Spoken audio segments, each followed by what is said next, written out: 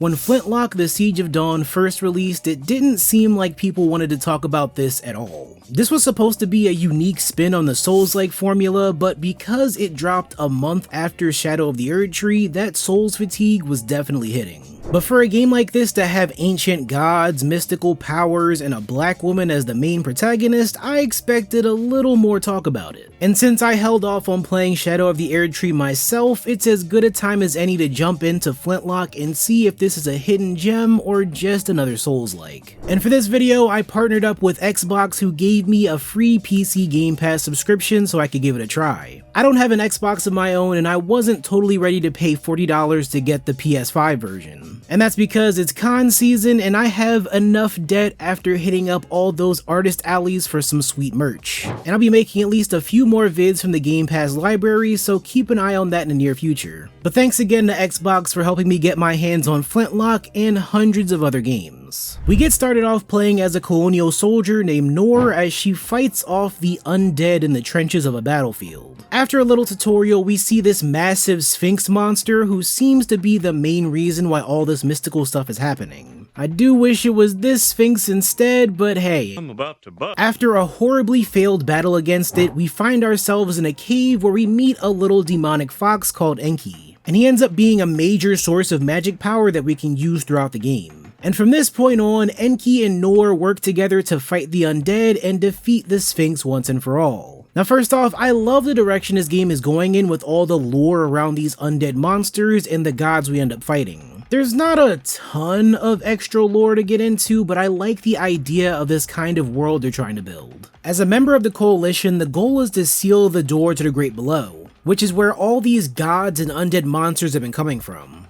And along the way, we'll save villages from powerful enemies and even rescue some of Noor's fellow soldiers. I just wish they stood out a bit more through the main story, but they do have their own side missions that you can take part in. Otherwise, you'll mostly be seeing them back at the campfires where they help you upgrade your weapons and armor. So by the end, you'll get the band back together and have a great big bonfire. Well, maybe they will because you still have plenty more monsters to fight. But I still wonder how we're at war with all these creatures, but at the same time, all the coffee shops that we go to have these things as the hosts. What the hell is even that? Like, I guess all this mystical stuff is bad unless they're serving us coffee. And it looks like they're the only ones working there because they don't look like they need a helping hand.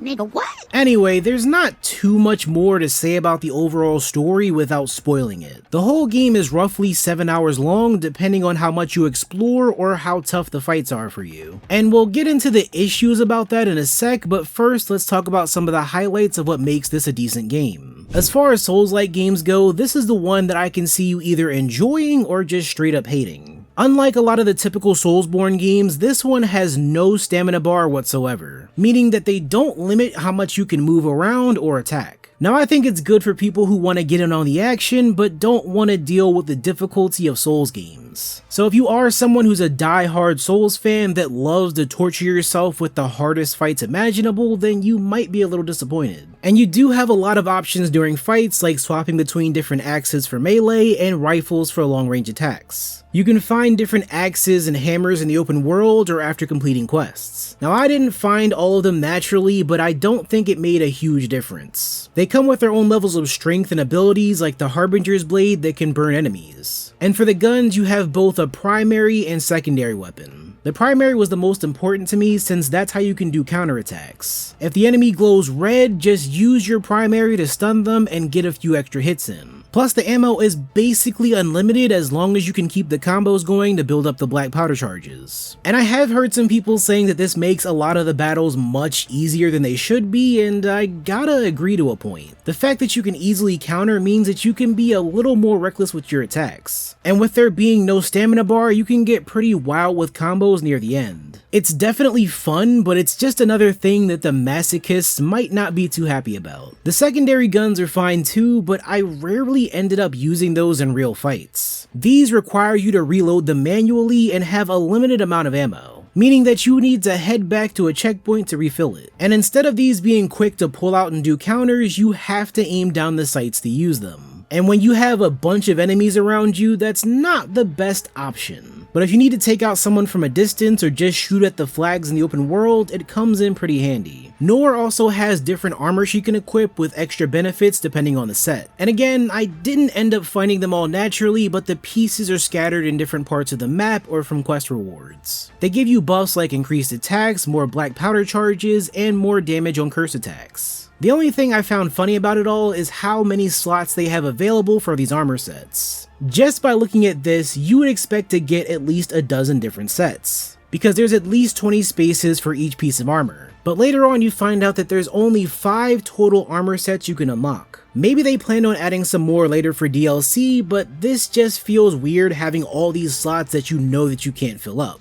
That's pretty much everything that ties into Noor and her basic abilities, but her fox companion Enki brings a lot more depth. Enki brings the power to inflict curses on the enemies. These curses make it easier to stagger or break the shield gauges of your opponents. And when you get deeper into the game, he comes in really handy to take out all the enemies with more armor and shields. But Enki also has some different types of attacks if you give him the right crystal. So he can do things like inflicting poison or burning enemies when you send him out for curses. And then we have the withering attacks you can set to Enki and unleash them once his withering gauge fills up. These are the closest thing we have to an ultimate ability, and they come in clutch when you fight bosses or get surrounded by enemies. My favorite ability was the one that drains everyone's health and lets you regenerate without using up your potions. Or if you want to do some anime level combat, you can fire off a beam of curse energy and wipe out everyone in sight. All of this can be expanded through the skills page too, so you have plenty of chances to unlock new attacks, combos, and increase your overall damage. So if there's one thing I can say about Flintlock, it's that it brings together a lot of cool elements and makes an experience that's filled with some really fun gameplay. As much as I did enjoy the gameplay, something still didn't sit right with me as I was finishing up the last 2 missions of the game. The problem is the same kind of issue that many people have with these Souls-like games. They take the concept of difficulty and being sent back to 0 whenever you fail, but don't have much of an experience outside of that. When Elden Ring started getting more hype at the beginning of the year, most of what I saw was about the deeper lore, the characters, and the depth of the world building. And yeah, it's also cool seeing people get into it after seeing Kai Cenat pushing through it for over 100 hours straight. But the difficulty of those bosses was only one aspect of that masterpiece, which you can also hear from Kai Cenat himself after he finished the game. This is an absolute cinema. From the fucking designs of the character, to the little things you need, to the crafting table, to the round table, the weapons, the upgrades, absolute cinema, 10 out of 10 across the board. And with Flintlock, you can tell the devs had some larger ideas, but somewhere along the line, they totally fell flat. The colonial setting mixed with these evil gods was on a level that I wanted to see more of. I wanted to dig deeper and see exactly what the plot had in store for me. But what I was left with was a game that could be finished in a day and had a really weak twist that pretty much ruined what could have been a decent story. It's weird for me to say that since I tend to not care about the plot as much, but overall it felt more rushed than it should have been. Even with the characters we meet, I feel like there's more that we could have gotten from them, but we just didn't get enough. Does this ruin everything that Flintlock has to offer? I would say no, because it's fun either way. If you wanted a Souls-like experience with less difficulty and a decent variety of combat, definitely give this one a try. Just don't have too high of an expectation for the plot. But for this to be something quick to play on Game Pass, I can't say I have much to even complain about. But let me know your thoughts on Flintlock: The Siege of Dawn in the comments. Thanks again to Xbox Game Pass for sponsoring this video. Subscribe for more videos just like this one, and I'll see you guys in the next one.